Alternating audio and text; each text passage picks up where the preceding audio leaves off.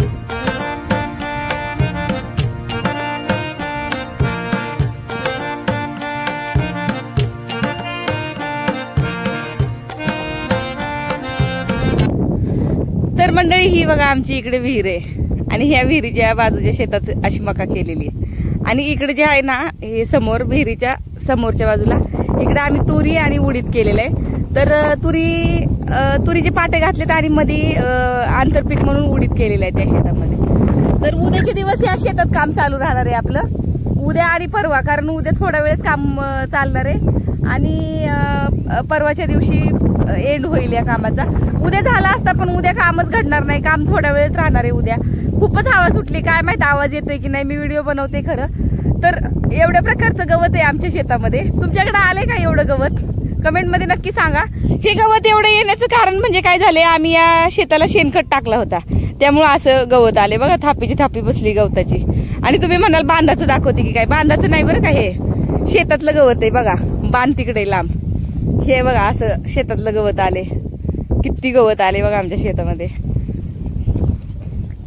तर तुमच्याकडे आले का असंच गवत? कमेंटमध्ये नक्की सांगा. आणि आजच्या पुरतं एवढंच. खरं तर व्हिडिओ बनवायला, एडिटिंग करायला वेळच नाहीये, घरचं काय दाखवायला पण वेळ भेटत नाही. जसं जमेल तसं काम करतोय आणि शेतात उठून येतोय. आणि तरी पण एक छोटी छोटी अपडेट द्यावी म्हणून छोटे छोटे क्लिप घेते मी काम करत करत. तर त्याबद्दल दिलगिरी व्यक्त करते की मला व्हिडिओ बनवायला वेळ भेटेना झालाय आणि चांगलं काही सांगायला वेळ पण भेटेना झालाय.